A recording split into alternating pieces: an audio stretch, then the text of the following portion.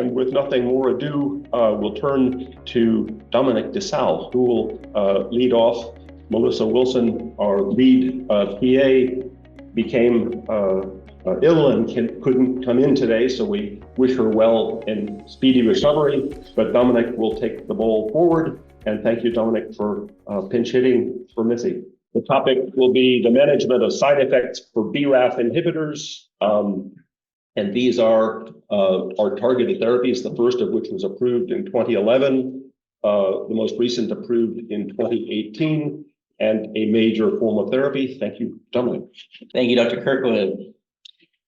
All right, so as you mentioned, this presentation was put together by our lead PA, Melissa Wilson. Unfortunately, she wasn't able to make it today, so I'm gonna fill in today. I'm Dominic DeSalle, one of the physician assistants with the melanoma group. We're gonna talk about the side effects, management of BRAF and MEK inhibitors. So about half of patients with diagnosed with melanoma are positive for this BRAF mutation, and depending on your stage of melanoma, your provider may recommend treating you with one of these medications. We combine the BRAF with the MEK inhibitors to not only improve the effectiveness of the cancer treatment, but also to help reduce some of the side effects. So on the screen are some of the medications we use to treat this, the more common being the ones towards the right side, the dabrafenib, trametinib, and the Braf-Tovi, MEK-Tovi. So these next couple slides are talking about the side effects of the medications. This one specifically just the BRAF inhibitors. So with these, we can see a rash that's more hive-like or macular, meaning a flat rash. Can cause hair loss. Fever is especially noted with the Tafinlar. Sometimes we can see GI upset, such as nausea, vomiting, and diarrhea, as well as headache, elevation in the liver function tests, which would be affecting the liver, joint and muscle pains, as well as dry skin and callus formations.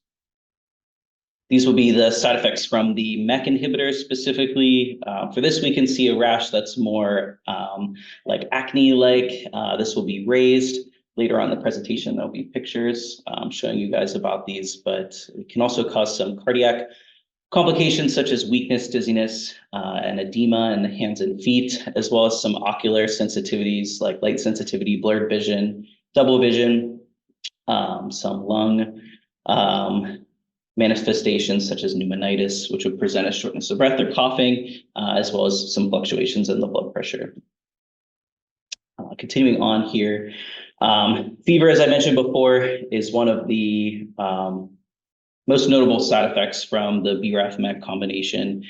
A lot of times, management of this entails just holding the pills for a moment in time. Like I mentioned before, this is particularly seen with the Tafinlar.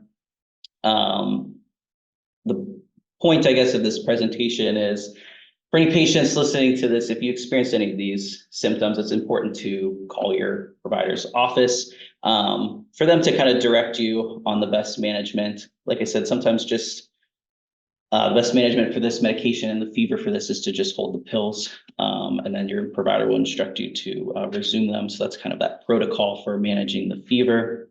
Sometimes if it's unsuccessful with just holding your pills, your provider may instruct you to decrease your dose of your medication. And as I mentioned before, sometimes fatigue, weakness, and arthralgias are other side effects. So some of the things you can do for the fever besides just holding the pills is to increase your fluid intake. You could also, if needed, start some IV fluids, some conservative measures such as taking Tylenol and ibuprofen, cold compresses, tepid baths, and occasionally we can use low doses of steroids. Some dermatologic manifestations of taking the pills is it kind of puts you at an increased risk of developing new cancerous or precancerous skin lesions such as squamous cell carcinoma, or rarely melanomas and other kind of precancerous lesions as well. This little asterisk at the bottom mentions that these are more common when these medications are taken separate, but when they're taken together, it helps kind of reduce that risk. So just an example of the rashes I was talking about from the BRAF and the MEK inhibitors. So that papular rash on the left side of the screen is more common from the BRAF inhibitor, whereas the acneiform rash is that more raised kind of punctate rash on the right is seen more from the MEK inhibitors. Continuing on, we can also see photosensitivity from taking these pills. A lot of our patients who are being treated on these medications are also undergoing radiation therapy. So it's important for us to instruct these patients to hold their medication while they're undergoing that therapy, because it can increase your risk for developing burns from radiation. And on the right side of that screen is that keratoderma, which is some thickening that can be seen on the palms of the hands or the soles of the feet.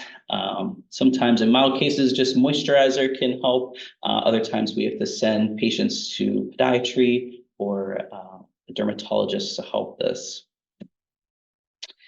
And I mentioned before about some cardiovascular toxicities that can be seen. So cardiomyopathy and QTc prolongation or other complications from these medications. But we try to be preventative about picking up on these issues. So most of the time or all the time, patients are started on these medications. We'll obtain a baseline echocardiogram of the heart to assess the ventricular ejection fraction, as well as an EKG to check your heart rhythm to make sure that QT is in the normal range.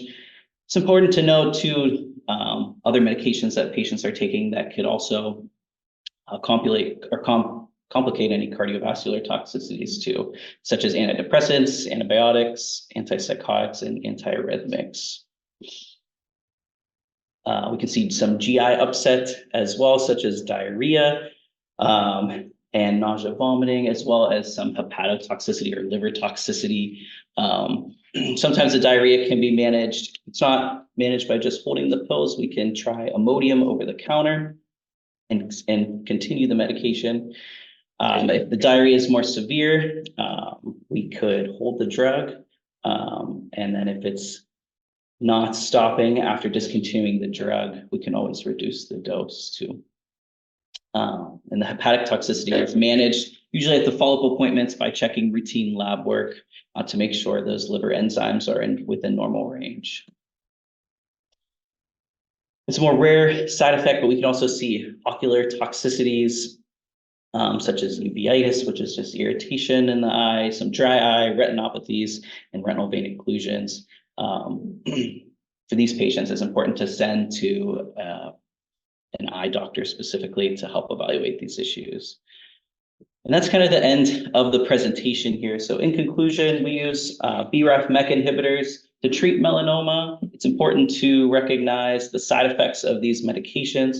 You take home anything from this presentation, it's the importance of just calling your provider with anything you're experiencing so that we can direct you the best way to manage these side effects.